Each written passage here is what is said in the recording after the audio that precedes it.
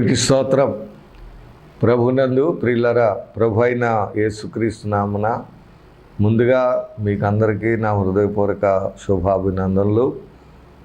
మరి దేవుడు గత కాలం అంతట్లో మళ్ళీ అందరినీ కూడా ఎంతగానో కాపాడి మళ్ళా ఈరోజు ఈ యొక్క రక్షణ దుర్గం అనే టీవీ కార్యక్రమం ద్వారా దేవుని యొక్క వాక్యాన్ని అందించే కృపను దేవుడు నాకు దయచేసిన దాన్ని బట్టి ముందుగా దేవునికి వందనాలు చెల్లిస్తున్నాను. అలాగే వాక్యం విని బలపడుతూ మీ యొక్క ప్రార్థన అవసరాలు విన్నపాలు తెలియజేస్తున్నాను. మీకు కూడా ప్రత్యేక వందనాలు.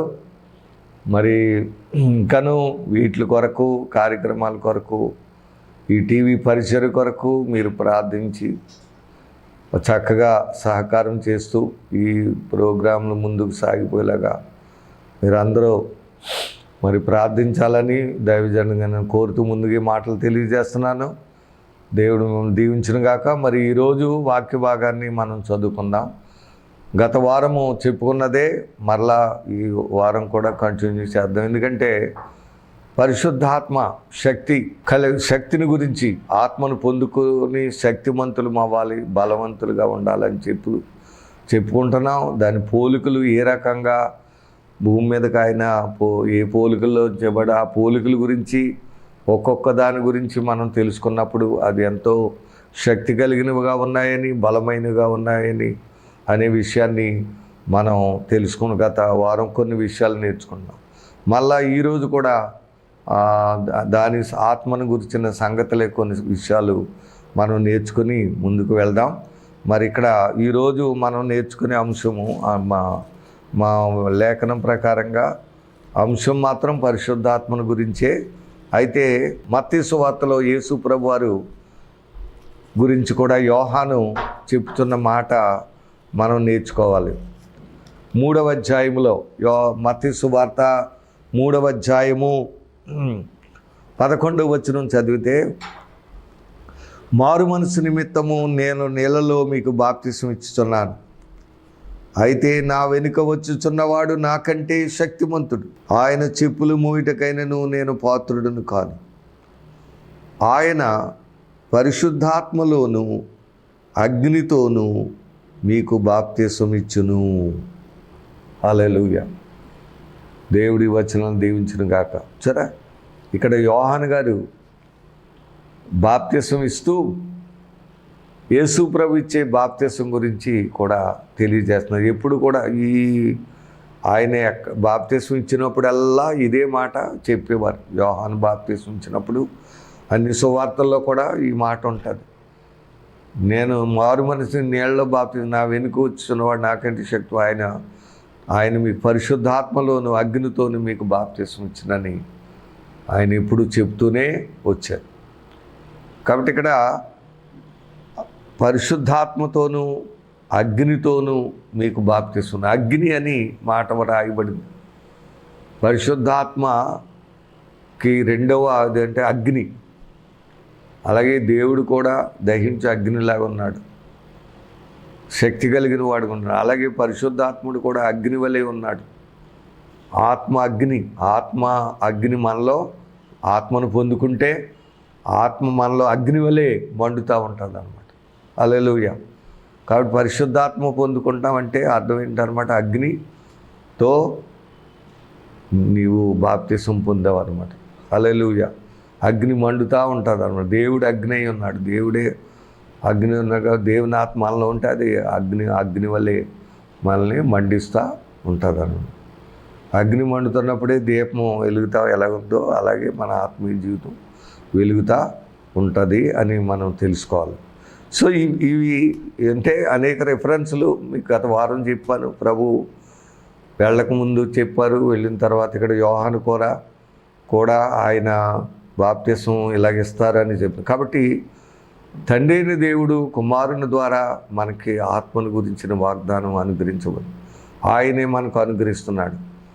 అది శక్తి కలిగిన ఆత్మ, బలమైన ఆత్మ, బలము కలిగిన ఆత్మ. మనం ఆ ఆత్మను పొందుకుని శక్తి కలిగి, బలం కలిగి, తలాంతులు కలిగి, వరం కలిగి దేవుని పనిలో వాడబడేలాగా ఉండాలని మనం ఇప్పుడు ఇవన్నీ కూడా ఎక్కడ నెరవేరాయి అంటే అపోస్తుల కార్యములు 2వ అధ్యాయంలో ఆ వాగ్దానము దేవుడు నెరవేర్చారు. వీరు దేవుడు చెప్పినట్లు వారు అక్కడ కనిపెట్టి ప్రార్థన చేస్తూ ఉన్నారు మేడగదిలో. చూడండి, దాన్ని అది చెప్పుకుని ఆ పోలికల గురించి కొన్ని విషయాలు నేర్చుకుని మనం ముందుకు సాగుదాం. అపోస్తుల కార్యములు 2వ అధ్యాయం 1వ వచనం చదువుకున్నట్లయితే, పెంతెకొస్తు పండుగ దినం వచ్చినప్పుడు అందరూ ఒక చోట కూడి ఉండిరి. అప్పుడు వేగముగా వీచు బలమైన గాలి వంటి ఒక ధ్వని ఆకాశము నుండి అకస్మాత్తుగా వారు కూర్చున్న ఇల్లంతయు నిండింది. సరే, మొట్టమొదట ఏ పోలికగా వచ్చిందంటే గాలి వలె వచ్చింది. వేగముగా వీచు బలమైన గాలి వంటి ఒక ధ్వని, పెద్ద ధ్వని కనపడదు. ఆ శబ్దమే కలుగుతుంది. అందుకని అక్కడ నికోదేముతో మాట్లాడినప్పుడు ప్రభు గాలిని పోల్చాడు. అక్కడ 3వ అధ్యాయంలో మనం చూస్తే 6వ వచనం చదివితే, శరీర మూలముగా జన్మించినది శరీరము, ఆత్మ మూలముగా జన్మించిన ఆత్మ ఉన్నది. మీరు క్రొత్తగా జన్మించవలనని నేను మీతో చెప్పినందుకు ఆశ్చర్యపడవద్దు. గాలి తనకిష్టమైన చోటును విసరును, నీవు దాని శబ్దము విందువే కానీ అది ఎక్కడి నుండి వచ్చునో ఎక్కడికి పోవునో నీకు తెలియదు. ఆత్మ మూలముగా జన్మించిన ప్రతివాడును అలాగే ఉన్నాడనెను. హల్లెలూయా. సరే, గాలి గురించి ఇక్కడ గాలిని పోల్చాడు. ఇక్కడ అదే విధానంగా ఇక్కడ అపోస్తుల కార్యములో ఆత్మ మొట్టమొదటగా బలమైన వేగముగా వీచు బలమైన గాలి వంటి ఒక ధ్వని. సరే, గాలి వలె. బిడ్డలారా, మనం ఏదో అనుకుంటున్నాం, గాలి అని అనుకుంటున్నాం. చాలా బలమైంది గాలి. శబ్దమే వినలేం మనం. ఆ గాలి మన కంటికి కనపడదు, కానీ శబ్దం మనం వినగలం. అది ఎక్కడి నుంచి వస్తుందో ఎక్కడికి వెళ్తుందో ఎవరికి తెలియదు, ఎలా వెళ్తుందో ఎవరికి తెలియదు, కనపడదు. కానీ వెళ్తున్నప్పుడు శబ్దం మాత్రం మనం చూస్తాం. ఆకులు అన్నీ చెట్లు ఒరిగిపోవటం, ఆ గాలి వేసినప్పుడు అన్ని రకాలుగా కదిలిపోవటం చూస్తూ ఉంటాం. బ్రెయిలర్ గాలి అనేది ఎంతో బలమైంది. కాబట్టి ఇక్కడ ఆత్మ మొట్టమొదటిగా గాలి వలె వచ్చింది. ఆకాశము నుండి బలమైన ఒక ధ్వని, ఆకాశము నుండి అకస్మాత్తుగా వారు కూర్చున్నంత ఇల్లంతా కూడా నిండిపోయింది. హల్లెలూయా. బిడ్డలారా, ఆత్మ అంటే ఏదో మనం అనుకుంటున్నాం, ఏదో కొన్ని మాటలు పలకడం, ఏదో భాషలో ఏదో మాట్లాడటమే, అంతే. మాట్లాడిన తర్వాత ఇంకా మౌనంగా ఉంటా అంతే అనుకుంటున్నాం. కానీ ఆత్మ అలాంటిది కాదు. భాషలతో మాట్లాడటమే కాదు, ప్రవచనాలు చెప్పడమే కాదు, చక్కటి వరాలు, ఆత్మీయ వరాలు, ఫలాలు కలిగిన గొప్ప శక్తి కలిగింది పరిశుద్ధాత్మ. గొప్ప బలం. ఆత్మ నడిపింపునికి వస్తే ఎవ్వరూ ఇంకా ఆపలేదు. తుఫాన్ని ఎవరైనా ఆపజేయగలరా? ఆ గాలిని ఎవరైనా అడ్డుకోగలరా? ఆ ధ్వనికే మనం భయపడిపోతాం. అంత గొప్ప బలమైంది గాలి. అలాగే పరిశుద్ధాత్ముడు కూడా గొప్ప బలమైన వాడుగా, శక్తి కలిగిన వాడుగా మన మీదకి దిగి వస్తాడు. అందుకనే గాలిని పోల్చాడు. ఈ పోలికలు చాలా విచిత్రమైనవిగా, చాలా వాటి గురించి వివరంగా మనం తెలుసుకుంటే పరిశుద్ధాత్మ యొక్క విలువేంటో, ఆ శక్తి ఏంటో, బలం ఏంటో మనకు తెలుస్తుంది. సో బలమైన గాలి వలె ఆ పోలికలు అక్కడ వారి మీదకి, ఆ గదిలోనికి ముందు గాలి వలె దిగటం చూస్తున్నాం. మళ్ళీ 2వ పోలిక మళ్ళీ కనబడుతుంది చూడండి అక్కడ. మరియు అగ్ని జ్వాలల వంటి నాలుకలు విభాగింపబడినట్లుగా వారికి కనబడి, అగ్ని, ఎందుకంటే ఇందాక మనం చదువుకున్నాం కదా, యోహాను గారు చెప్పారు కదా ఏమని, ఆయన పరిశుద్ధాత్మతోనూ అగ్నితోనూ మీకు బాప్తిస్మం ఇచ్చిన అన్నట్లుగా ఇక్కడ అగ్ని వారి మీదకి దిగినట్లుగా చూస్తున్నాం. నాలుకల వలె అగ్ని బాప్తిస్మం అన్నమాట. ఒక్కొక్కరి మీద రాలినప్పుడు వెళ్ళారా, వారందరూ కూడా చూడండి, ఒక్కొక్కరి మీద రాలగా అందరూ పరిశుద్ధాత్మతో నిండిన వారై ఆ ఆత్మ వారికి వాక్శక్తి అనుగ్రహించుకొలది అన్య భాషలతో మాట్లాడసాగిరి. హల్లెలూయా. చూసారా, they got the power of the Holy Spirit. When they received the Holy Spirit, they got the power to speak. వాక్శక్తి వచ్చింది. వాక్శక్తి వచ్చిందంటే మరి అంతకుముందు వారికి మాటలు లేవా? ఏం మాటలు ఉన్నాయి? జనరల్గా మామూలు లోకరీతిగా వాయిస్ ఉంది, మాటలు ఉన్నాయి, లోక సంబంధమైన మాటలే ఉన్నాయి, కానీ వాళ్ళకి దేవుని మాటలు వారికి లేవు. దేవుని సంగతులు వారు ఎవరు తెలియదు, మాట్లాడలేని వారుగా ఉన్నారు. దేవుని కార్యాలు వివరించలేని వారుగా ఉన్నారు. దేవుని సంబంధమైన విధానం వారికి లేకుండా ఉంది. కానీ ఎప్పుడైతే వారు ఆత్మను పొందుకున్నారో, పరిశుద్ధాత్మ శక్తి, ఆ బలం వారి మీదకి దిగొచ్చిందో, అగ్ని, గాలి వలె, అగ్ని వలె. సో అగ్ని కూడా ఏంటంటే అది కాలుస్తుంది. అర్థమైందండి? కాలుస్తుంది. మనకున్న లోట్లు, కొరతలు, కొదువులన్నీ కాల్చుతుంది, ప్యూరిఫై చేస్తుంది. అగ్నితోనే శుద్ధి చేయబడుతుంది ఏదైనా సరే. ఒక బంగారం పుటం వేయాలంటే అగ్నితో, ఏదైనా సరే కరిగించి మనం బాగు చేయాలంటే, ప్యూరిఫైయింగ్ అనేది అవ్వాలంటే అది అగ్ని ద్వారానే అవుతుంది. శుద్ధి చేయబడాలంటే అగ్ని. అలాగా అగ్నికి గొప్ప శక్తి ఉంది, ప్యూరిఫై చేసే శక్తి ఉంది. అందుకే పరిశుద్ధాత్మ అగ్ని పోలికలో రావటం జరిగింది. గాలికి గొప్ప బలమైన బలం ఉంది, శక్తి ఉంది. కంటికి కనబడపోయినా అది చాలా విపరీతంగా మనం పనిచేస్తుంది. అలాగే దేవుని బిడ్డలారా, ఈరోజు వాక్యం ఉంటుంది. మనం కూడా పరిశుద్ధాత్మ మన మీదకి వచ్చిందంటే మనం ఎంతో శక్తి పొందుకొని, ఇక్కడ చూడండి, ఎప్పుడైతే పరిశుద్ధాత్మ వారి మీదకి, ఇదే ప్రారంభం అపోస్తలుల మీదకి, అక్కడ మేడగదిలో మొట్టమొదట దిగటం ఇదే ఆత్మ. వాక్శక్తినిచ్చిన కొలది వారు అన్య భాషలతో మాట్లాడసాగిరి అంటాం. మాట్లాడసాగిరి. వాక్శక్తి ఇవ్వబడిందంటే ఏం మాటలు మాట్లాడారనేది ఇక్కడ మనం ఒకసారి కొర్నేలి ఇంట్లో పేతురు గారు వాక్యం చెప్తున్నప్పుడు వారందరి మీదకి పరిశుద్ధాత్మ దిగినప్పుడు అక్కడ మనకి చూడండి, దయతో లేకపోతే 8వ అధ్యాయంలో మనం చూస్తే అందరూ కూడా పరిశుద్ధాత్మ పొందాలని అపోస్తలుల్లో అందరూ కూడా తలంచారు. ఆ పరిశుద్ధాత్మ గురించి అందరికీ బోధించేవారు.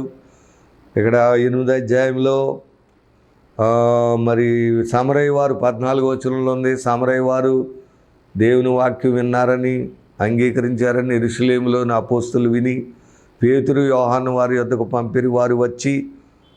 వీరు వచ్చి వారు పరిశుద్ధాత్మ పొందవలెనని వారి కొరకు ప్రార్థన చేసిరి.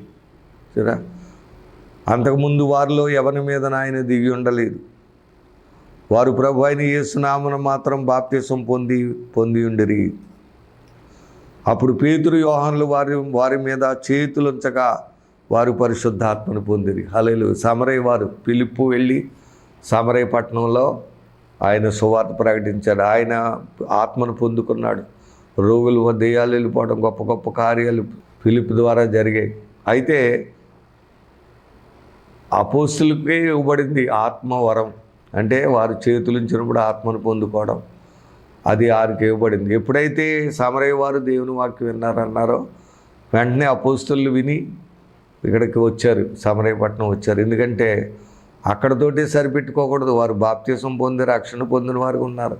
అక్కడతోటే సరిపోదు, అది పరిపూర్ణమైంది కాదు, సంపూర్ణ సువార్త కాదు. మళ్ళా వాళ్ళు పరిశుద్ధాత్మను పొందాలని వచ్చి వారి కొరకు వారి మీద చేతుల నుంచి ప్రార్థించారు. అలా ప్రార్థించగా వాళ్ళు పరిశుద్ధాత్మను పొందుకున్నారు. హల్లెలూయా. ఇది ఇక్కడ సమరయ్య పట్టణంలో జరిగిన విషయం. చూడండి, ఇక్కడ అపోస్తలులు చేతులుంచడం వలన పరిశుద్ధాత్మ అనుగ్రహించబడనని సీమోను చూచాడు. అక్కడ ఆత్మను పొందుకున్నారని చూశాడు. ఇలా శక్తి పొందుకోవడం చూశాడు.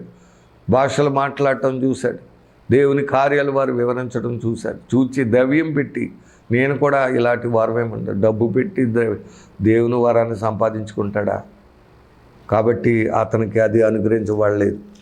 అలాగే చూడండి, కొర్నేలి ఇంట్లో అపోస్తుల కార్యం 10వ అధ్యాయంలో 44వ వచనంలో ఉన్నట్టు చూస్తున్నాం మనం. పేతురు ఈ మాటలు ఇంకా చెప్పుచుండగా అతని బోధ విన్న వారందరి మీదకి పరిశుద్ధాత్మ దిగెను. అక్కడ పరిశుద్ధాత్మ వారి మీద పేతురు గారి ద్వారా, అపోస్తుల ద్వారా, పేతురు యోహానులు ద్వారా, అలాగే పౌలు, అపోస్తులైన పౌలు ద్వారా కూడా పరిశుద్ధాత్మ ప్రజలు పొందుకున్నట్లుగా మనం చూస్తున్నాం. సున్నతి పొందిన వారిలో పేతురుతో కూడిన విశ్వాసులందరూ పరిశుద్ధాత్మ వరము అన్యజనుల మీద సైతం క్రొమ్మరించబడ్డ చూచి విభ్రాంతి నొందిరి. చూసారా, ఆశ్చర్యపడి ఈ అన్యజనులు కూడా ఆత్మ ఇవ్వబట్టం చూసి ఆశ్చర్యపడి, ఎందుకంటే ఏలయనగా వారు భాషలతో మాట్లాడుచు దేవుణ్ణి గణపరుచుండగా వినిరి. సరే, దేవుణ్ణి గణపరచడం మొదలెట్టారు, దేవుని కార్యాలు వివరించడం మొదలెట్టారు. ఆ వాక్శక్తి వారికి వచ్చింది, ఆ మాటలు వచ్చాయి, ఆ పాటలు వచ్చాయి, అద్భుత కార్యములు చూచే గొప్ప శక్తి వారికి వచ్చింది.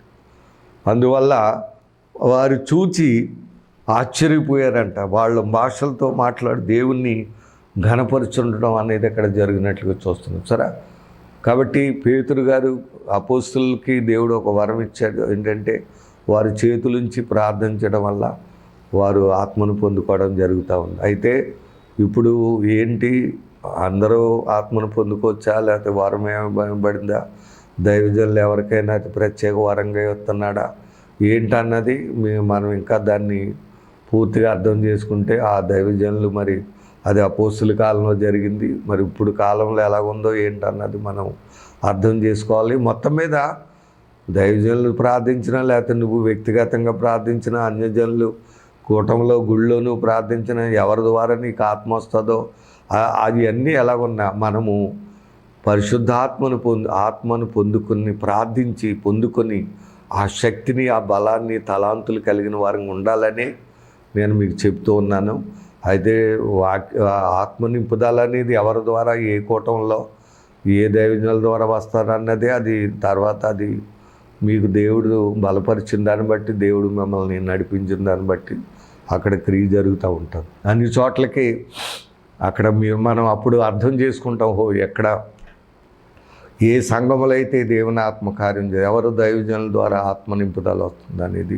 నేను కూడా ధవళేశ్వరంలో అప్పుడు యవన కాలంలో 1980లోనే రక్షణ పొందాను. అప్పుడు పరిశుద్ధాత్మ మా పాస్టర్ గారు మరి దైవజనులు ఏమన్నారంటే, బాప్తిసం పొందానని ఐస్ అయిపోకు, పరిశుద్ధాత్మ పొందాలి అన్నారు. అప్పుడు ఆత్మ కొరకు 40 రాత్రులు ఉపవాస దీక్ష చేశారు, ప్రార్థన చేయటం మొదలెట్టాను, దేవుణ్ణి అడగటం మొదలెట్టాను. 37వ రోజున ధవళేశ్వరంలో అక్కడ ఆత్మను పొందిన బెడ్లుంటే దేవుడు నన్ను అక్కడికి పంపించారు.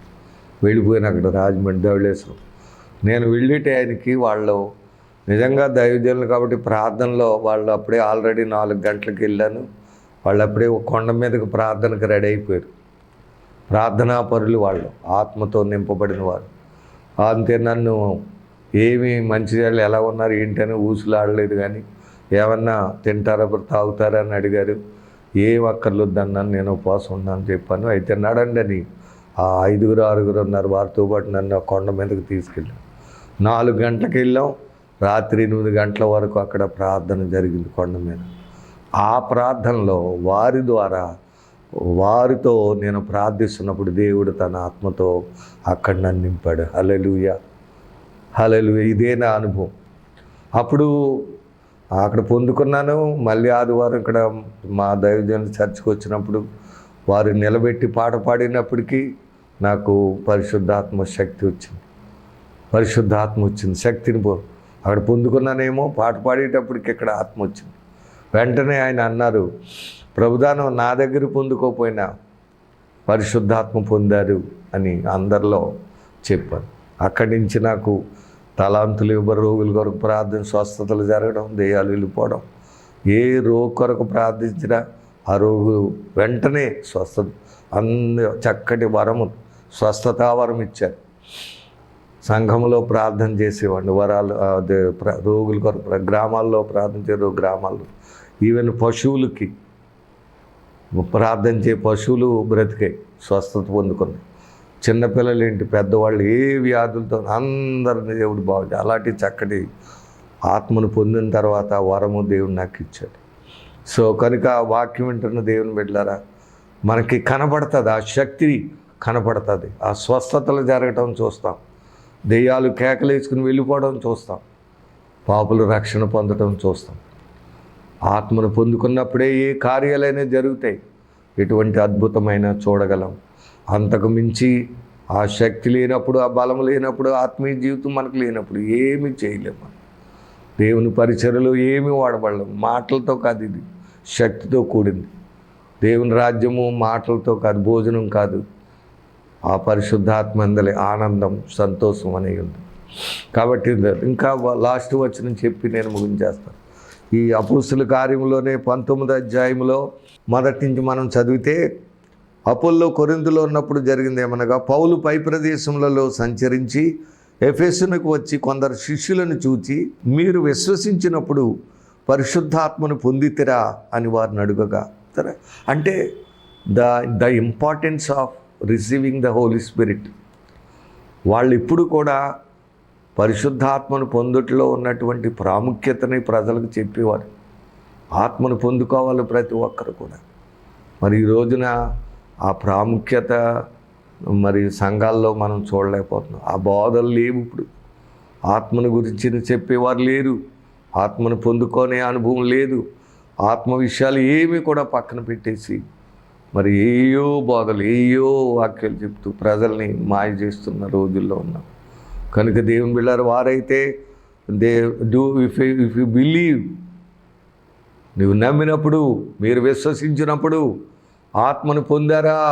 ఎందుకంటే ప్రభువు చెప్పారు అక్కడ, నా యందు విశ్వాసం ఉంచువాడెవడు లేఖనము చెప్పినట్లు వాని కడుపులో నుండి జీవజలములు పారునని ఇక్కడ చెప్పారు.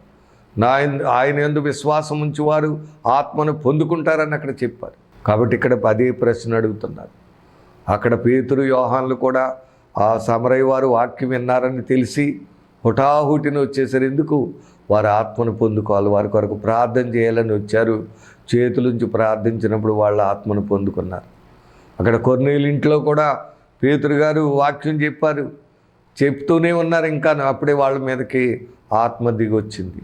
సరే, అపోస్తలుల ద్వారా దేవుడు వారికి ప్రత్యేక వరం ఇచ్చి వాళ్ళని ఆ రకంగా అక్కడ పరిచర్లో వాడికి. ఇక్కడ పౌలు గారు కూడా, మీరు విశ్వసించినప్పుడు పరిశుద్ధాత్ముడు ఆత్మను పొందుతారా అని వారిని అడగగా, వారు పరిశుద్ధాత్మను ఉన్నాడన్న సంగతియే మేము వినలేదని చెప్పారు. అసలు ఆ సంగతే మాకు వినలేదు. అవును, నేను వినరకూడాను. ఇప్పుడే వింటలేదు, ఇప్పుడే లేదు, ఇంకా రాబోయే ఉంటుంది.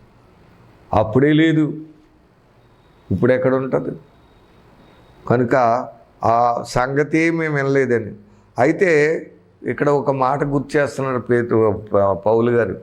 మరి దేన్ని బట్టి మీరు బాప్తిసం పొందారంటే, యోహాను ఇచ్చిన బాప్తిసం అన్నారు.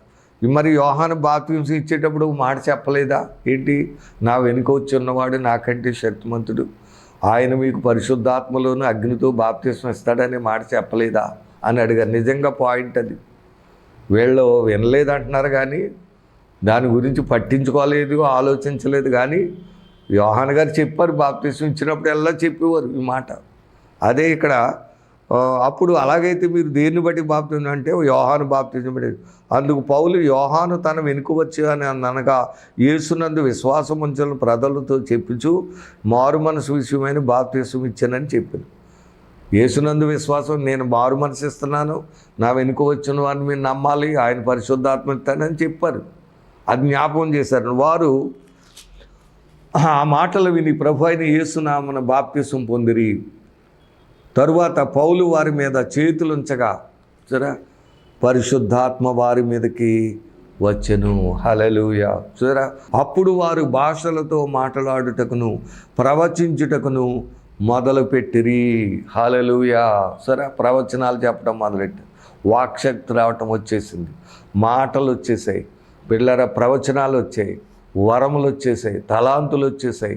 ఓ చక్కటి స్వరం వచ్చేసింది, పాటలు, మాటలు, సాక్ష్యం, వాక్య పరిచర్య, చక్కటి అనుభవాలు, తలాంతులు, వరములు, రోగులు బాగుపడటం, ప్రవచనాలు చెప్పడం, దెయ్యాలు ఇదిగో సార్ కార్యాలు జరగడం. ఎప్పుడైతే వారు ఆత్మను పొందుకున్నారో శక్తి వారికి వచ్చింది, బలం వచ్చింది, దేవుని కార్యాలు చూశారు, జరిగించారు, దేవుని చేత వాడబడ్డారు, పరలోకం వెళ్ళారు. కనుక ఆత్మీయ జీవితం అనేది గొప్పది. వెళ్ళారా? ఆత్మను పొందుకున్నప్పుడే శక్తి కలిగి ఉంటాం, బలవంతులుగా ఉంటాం. దేవుని కార్యాలు వాక్శక్తి వచ్చి మాట్లాడటం, పాటలు పాడటం ఏంటి, కార్యాలు చేయటం, అద్భుతాలు చూడటం జరుగుతుంది. రోగులు బాగుపడిపోవడం, దెయ్యాలు వెళ్ళి ప్రవచనాలు చెప్పడం, దేవుని కార్యాలు వివరంగా ప్రజలకు బోధించడం, ఇలాగ అనేక విధాలుగా చేసి దేవుని చేత వాడబడి దేవుని రాజ్యంలో చేరుకునే గొప్ప ధన్యత పరిశుద్ధాత్మ వల్ల మనకు దొరుకుతుంది. కాబట్టి గత వారం ఈ వారం కూడా ఈ విషయాలన్నీ మీకు చెప్పడం జరిగింది. ఈ విషయాలు మీరు అర్థం చేసుకుని మీరు కూడా చక్కటి దైవజనులు, ఆత్మ పొందిన దైవజనులు ఉంటారు, వెళ్ళి వారితో కలిసి ప్రార్థనలు చేయండి. దేవుడు మిమ్మల్ని కూడా ఆత్మతో నింపుతాడు. ఆత్మ ఉన్నదని తెలుసుకోండి. విశ్వసించినప్పుడు, ఆయన విశ్వసించినప్పుడు రక్షణే కాదు, స్వస్థే కాదు, పరిశుద్ధాత్మ కూడా పొందుకుంటామనే సత్యాన్ని తెలుసుకొని ఆ ఆత్మను గురించి ప్రార్థించి అడిగి ప్రార్థించాలి. మేడగదులు 10 దినాలు వారు కనిపెట్టి ప్రార్థించారు పరిశుద్ధాత్మ కొరకు. అలా కనిపెట్టి ఉపవాసం ఉండే అవసరమైతే మిగతాట్ల కోసం ఉపవాసం ఉండకపోయినా పర్లేదు. పరిశుద్ధాత్మ కొరకు మాత్రం ఖచ్చితంగా అవసరమైతే ఉపవాసమైన ఉండి ఏ రకంగా పొందుకోవాలి తప్ప ఆత్మ లేకుండా ఉండకూడదు. ఎందుకంటే ఆత్మ లేనివాడు ఆయన వాడు కాదు. కనుక ఆత్మను పొందుకొని ఆయన పిల్లలమై ఆ శక్తి బలాన్ని కలిగి ఆయన పరిచర్యలో వాడబడి ఆయన కొరకు ఎదురు చూసే పిల్లగా మీరుండి ఆయన రాజ్యంలో చేరుకోవాలని, నిత్య జయములోనికి చేరాలని, పరలోకం చేరుకోవాలని కోరుకుంటూ అట్టి అనుభవం మీకు అందరికీ దేవుడు సమృద్ధిగా ఆ జీవజలాలు, ఆ పరిశుద్ధాత్మ శక్తి బలాన్ని, ఆ వరములు తలాంతులన్నీ కూడా మీకు ఇచ్చి చక్కగా తన మహిమ కొరకు దేవుడు వాడుకోవాలని, ఆయన రాజ్యంలో మనమందరం కూడా చేరుకొని ఆయనతో పాటు యుగయుగాలు కూడా దేవునిలో జీవించి దేవుని కొరకు ఆయత్తపడే బిడ్డలు ఉండాలని దైవజనుడిగా నేను కోరుతూ ఈ మాటలు ముగిస్తున్నాను. దేవుడు ఈ మాటలను దీవించి ఆశీర్వదించునుగాక. ఆమేన్. మహాపరిశుద్ధుడా, మహోన్నతుడా యేసయ్య నీకు వందనాలు. మరి ఈ దినము నీ వాక్యం ద్వారా మీరు మాతో మాట్లాడి నీకు వందనాలు. పరిశుద్ధాత్ముడు ఎంతో శక్తి కలిగిన, బలం కలిగిన వాడు ఉన్నారు. ఆత్మను పొందుకుంటే ఇంకా దాన్ని మించిన శక్తి ఏదీ లేదని మీరు మాకు తెలియజేశారు, నీకు వందనాలు. అలాగా వాక్యం ఉన్న బిడ్డలు అందరూ కూడా ఆత్మను పొందుకొని శక్తి కలిగి, బలం కలిగి దీని కొరకు జీవించి నీ రాజ్యమునకు వారసులకు ప్రభు దయచేయండి. విన్న వాక్యం అందరి హృదయాల్లో పడది నూరంతలుగా ఫలించడానికి సహాయం చేయమని, మీరే మహిమ పొందమని, ఈ టీవీ పరిచర్లు ఇంకనూ దేవునికరంగా మేలుకరంగా నీ మహిమ కొరకు వాడుకోండి. ప్రచారం చేస్తున్న రక్షణ మార్గం టీవీ ఛానల్ కూడా దీవించండి. ఈ ఛానల్ ద్వారా అనేక మందికి సువార్త వెదజల్లబడేటట్లు ఒక ఛానల్గా మీరే వాడుకొని మీ నామానికి మహిమ తెచ్చుకోమని, దీవించి ఆశీర్వదించమని, ప్రార్థనకు ప్రతిఫలం దయచేయమని మా ప్రభువును రక్షకుడైన యేసు నామమును అడిగి, అలాగే ఈ కార్యక్రమాల్లో చక్కటి వర్తమానం ఇచ్చి మీరు బలపరిచినందుకై నీకు వందనాలు, స్తోత్రాలు చెల్లించుకుంటూ మా ప్రభువును రక్షకుడైన యేసు నామమును అడిగి వేడుకొనుచున్నాం తండ్రి. Amen. Amen. God bless you. దేవుడు మిమ్మల్ని దీవించును గాక. Thank you.